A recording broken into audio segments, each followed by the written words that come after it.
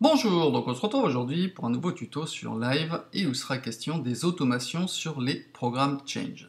Tout ça pour répondre à la question d'un abonné qui souhaitait donc effectuer sous forme d'automation les programmes Change. Je rappelle, quand vous double-cliquez, vous créez un clip avec un instrument. Vous avez la possibilité ici de glisser pour aller chercher votre banque, clic gauche souris. Bon, avant, quand vous cliquiez, il y avait un menu déroulant qui apparaissait. Où là vous montez, clic gauche, je redescends, et pareil pour les programmes. Donc ça c'est les banques, les sous-banques. En général, ça, le sous-banque, c'est quand vous avez plus de 128 presets, vous pouvez aller au-delà avec le sub. Là, ce sont les programmes Change qui vont jusqu'à 128.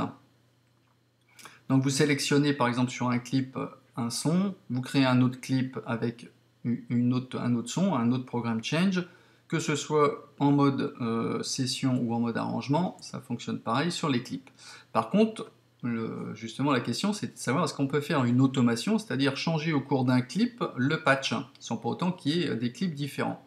Donc oui, c'est possible, avec donc avec Max4Live, un des modules de Max4Live. Donc bien évidemment, il faut que vous l'ayez. Si vous avez Ableton Live 8 et que vous avez acheté Max4Live, donc c'est bon. Si vous avez acheté Ableton Live 9 Suite, donc la version Suite, inclut Max4Live. Donc qu'est-ce qu'il faut faire? Vous allez sur le site de l'éditeur, mossgrabbers.de, et vous téléchargez le Dial to Program Change. Vous voyez, c'est vous avez un bouton, en fait, un potard qui vous permet de changer le programme ou d'aller en avant ou de reculer. Vous le téléchargez donc ici. Une fois qu'il est téléchargé, eh bien, vous le glissez hop, sur votre piste. Vous pouvez l'enregistrer de façon à ce qu'il soit dans votre bibliothèque. Hop. Donc, moi, je le supprime puisque je l'avais déjà fait. Voilà, je l'avais déjà mis. Donc il s'intégrera parfaitement dans votre banque Max4Live, dans les MIDI, ici. Hop, ça. Alors, on revient à 0. Ce que je vais faire, c'est, dans un premier temps, on va aller mettre un limiteur sur le master. Hop. Voilà, pour éviter qu'on soit dans le rouge et qu'on ait des mauvaises surprises. Alors, qu'est-ce qu'on va faire? On va aller chercher donc dans nos plugins. On va prendre un son, par exemple Reactor. Je double-clique dessus. Je vais aller chercher le laser bass, un synthé que j'affectionne particulièrement. On va aller chercher un son.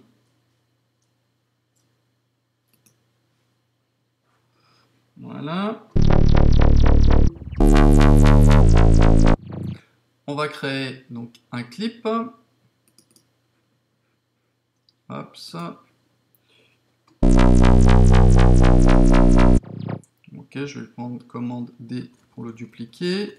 On va essayer de faire. Donc je fais volontairement en fait des petites notes de façon à ce que quand on est un programme Change, les notes apparaissent bien séparément. Si je fais une note tenue, évidemment le programme Change il n'aura pas d'effet puisqu'il faut qu'il commence au début d'une note et pas sur une longueur de note.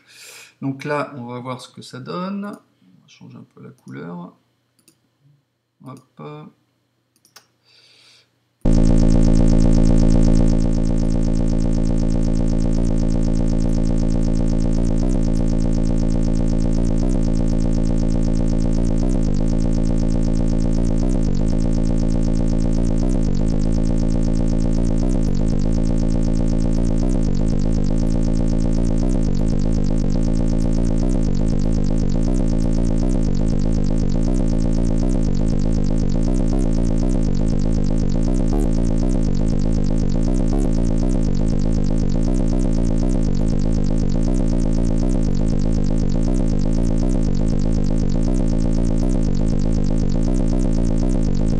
Voilà, donc là, hop, j'ai une petite séquence.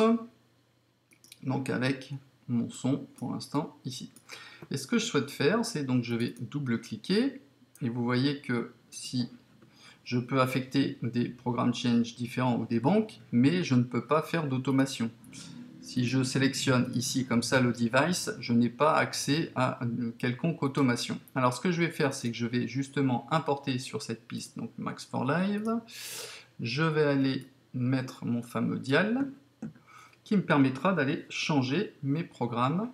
Alors ici, vous voyez que là je suis sur le premier son. Si j'avance, hop, vous voyez qu'au fur et à mesure, mes sons changent. Je peux avancer d'un cran, hop, hop, hop, hop, ou descendre.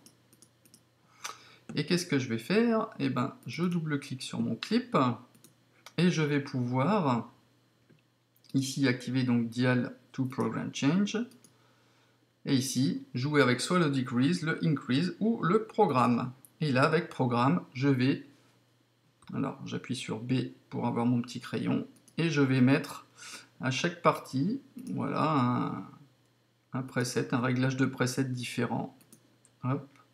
Ce qui va nous donner un effet glitch. Alors là, je vais complètement au hasard, donc je ne sais pas ce que ça va donner comme son.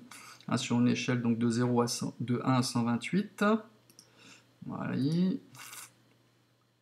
Toc. Alors ça, c'est... Donc à chaque niveau ici, j'aurai un patch différent. Voilà. Toc. On va écouter ce que ça donne. Et je vais réafficher mon instrument et je fais lecture.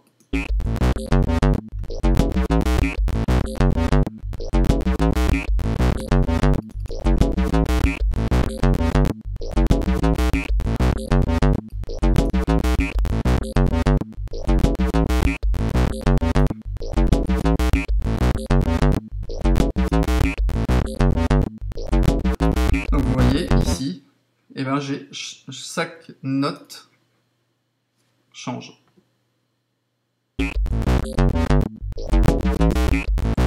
On va prendre un autre instrument.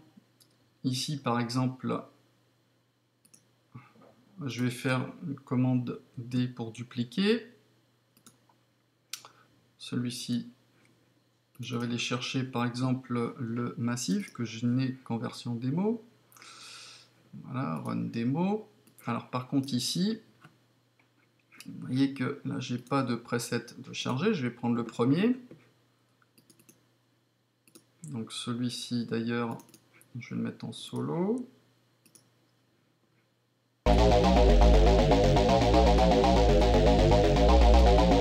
Alors, vous voyez pourtant, hop, on va regarder si j'ai bien une automation. Vous voyez que l'automation a bien été prise en compte. Sauf que ici, ça ne change pas. Bah, tout simplement, c'est que sur certains instruments, il va falloir que vous créiez vous-même vos... là, vous allez dans le browser, votre liste d'instruments. Parce que pour l'instant, là, j'ai des patchs qui sont regroupés dans une banque principale. Mais pour certains instruments, notamment dans Massive, il va falloir créer votre propre liste. Donc si par exemple je veux celui-ci, je veux celui-ci ici, etc., etc. Je ne sais pas si je peux faire une commande groupée, non. Voilà. 5, 6, 7, 8, 9, 10. Après, vous pouvez chercher directement ici. Si je mets Wobble, je ne sais pas si je vais trouver quelque chose. Voilà, j'en ai un autre Wobble. Je vais mettre ici basse. Il va me regrouper tous les sons de basse. Allez hop. On va mettre ça comme ça. Bon, je vais m'arrêter ici. Donc là, j'en ai jusqu'à 14. Alors, je vais peut-être descendre ici. Je vais en recréer d'autres avec B.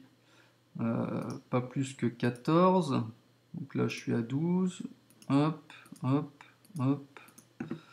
Bon, on va faire une courbe descendante. Toc, toc. On remonte. Il ne faut pas que je dépasse 14, sinon je n'aurai plus de son. Voilà. Et là, si je fais lecture, normalement, ça devrait lire les instruments sélectionnés ici. Alors évidemment, ça ne fait pas parce qu'il faut que j'active le petit bouton ici.